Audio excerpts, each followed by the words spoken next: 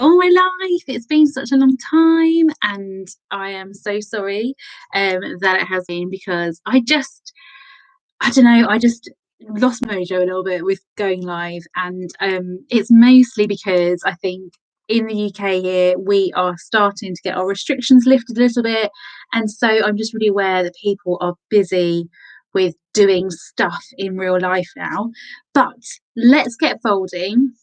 If you're joining me afterwards, then don't worry, you can just do as and when you join in. And we've got mini spinners today. They are so much fun. They're nice and tiny. They look really good styling with things, that you can put them on shelves, anything, whatever you want to do.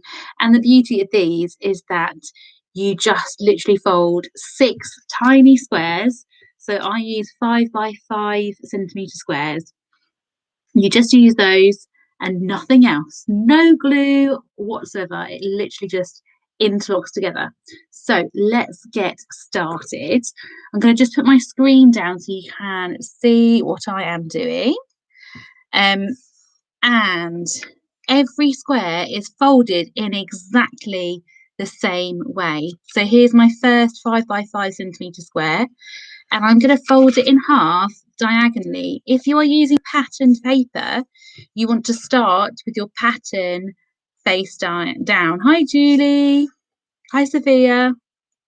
Okay, so diagonally in half like so, and then unfold. And then you're going to rotate 90 degrees and fold diagonally again in half, still with pattern side face down, and then unfold. And then turn over and fold in half horizontally, unfold, rotate 90 degrees, and then do the same again. So we've got ourselves it folded like so. So you've got 8 triangles going around your square, and you've created this square shape here and the diagonals like so. You want to turn the paper so that you've got pattern side face up, or so that you see the diagonals more pronounced. And then what we're going to do is bring all those folds together. So we're going to bring the 2 opposite sides together like so, and then squash the other side down as well, so that all those horizontal folds meet in the very middle, and you've created kind of a cross shape because your diagonals are now standing out like so. Once you've got to that stage, just pinch along those diagonal folds and make sure they're nice and firmly there. And that is one of your squares folded. You're going to fold all of them in exactly the same way. So I'm going to keep on doing those. And if people do join later, then you can just carry on in the same way. So you want your pattern side face down, and then in half diagonally, unfold, rotate 90 degrees, and then fold diagonally again, unfold, turn your paper over, and then fold in half horizontally, unfold, rotate 90 degrees, fold in half horizontally. That's 2 down, 4 to go. I'm going to just bring all those folds together as I did before. So I'm bringing down those middle sections there, and then I can just pinch my diagonals into place. So 2 down, 4 to go. Right, now my diagonals. So yeah, as I said, these are brilliant fun for just like jazzing up some styling. And if you are someone who sells products, then these can work really well with styled shots. I have a lot of people that will use them in their photography to sell prints or pencils, like lots of stationery items, those kind of things. But I just have them dotted around the home, just looking fun, geometric. It's cool. There's my 3rd one done. I'm going to do another. And this paper that I'm using today is by the supplier that I use, GF Smith. who are based in the UK. And this particular paper is amazing. It's completely paper, it's recyclable and everything, but it's totally got the texture as though it's plasticky.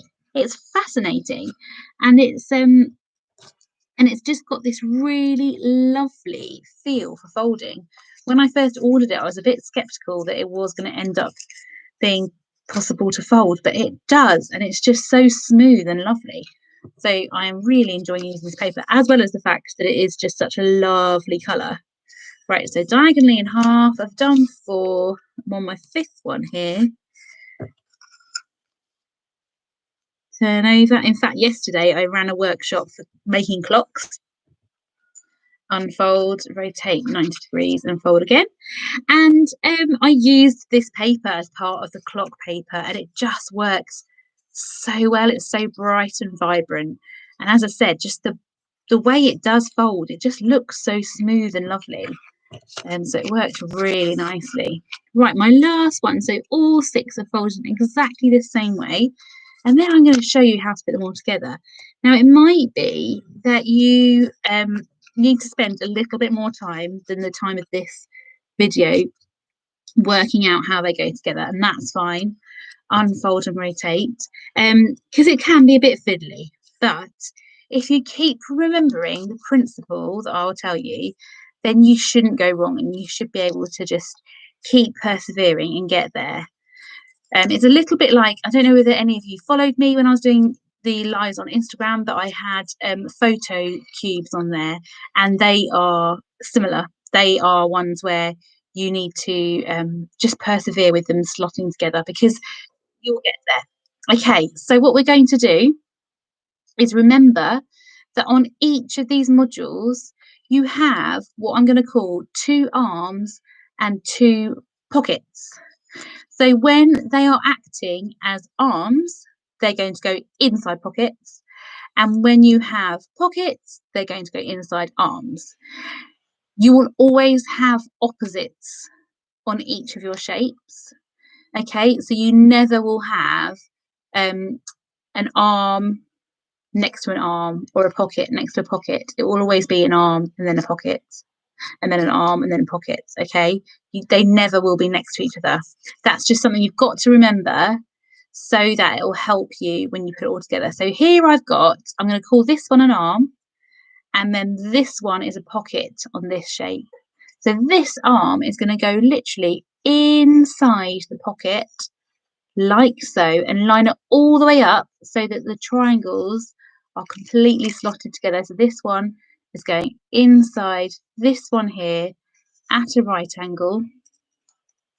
Now I need to hold it together with this other hand. Okay, so because this one had an arm that went into this pocket here, that means that this one here is now going to be an arm. So when I get myself another shape, I'm going to put this pocket over the top of that arm. And then, because that's been a pocket, that means this one's going to be an arm. And so it's going to go inside here.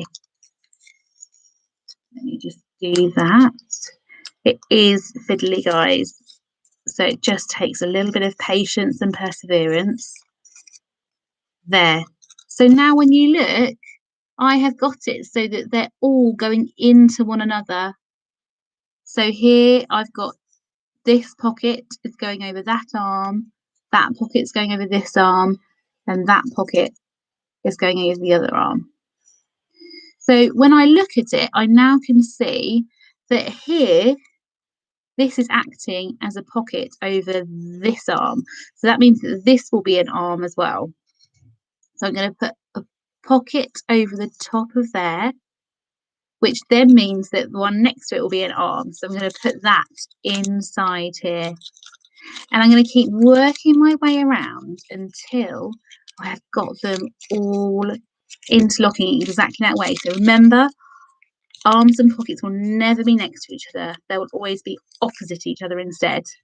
Here I can see that these two are going to be acting as arms because they're just poking right out. So I'm going to put these 2 pockets over the top, and I'm going to put this arm inside here.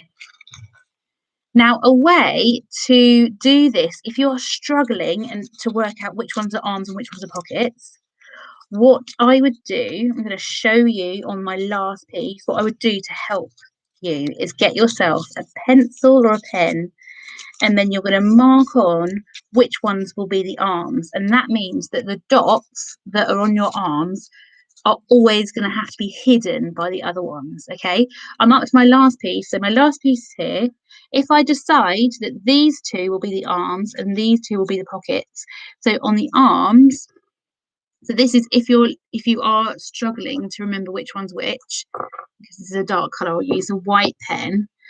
I'm going to mark on that this one is going to be an arm and this one's going to be an arm. And what you can do is on all of your modules, draw a dot on the 2 arms. So they will be the 2 opposite ones, and maybe do it on the other side as well, so you remember which one the arms are going to be.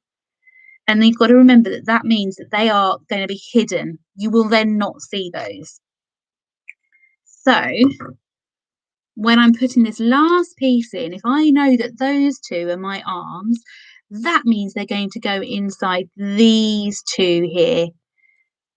So for my last piece, I'm going to put the 2 arm pieces over the top of the 2 pocket pieces over the 2 arms, and then I'm going to tuck these last 2 arms in. So that one there, and they will always be opposite, and then this one here, like so. At the moment, because I've just had to wriggle it around, my shape is looking quite loose. So I'm going to literally just push all of those pieces together really nice and easily, and now you have a spinner. And it is, do you know what, such a satisfying shape to put together. Pretty sturdy. You may be feeling quite surprised at how sturdy it is once it's together.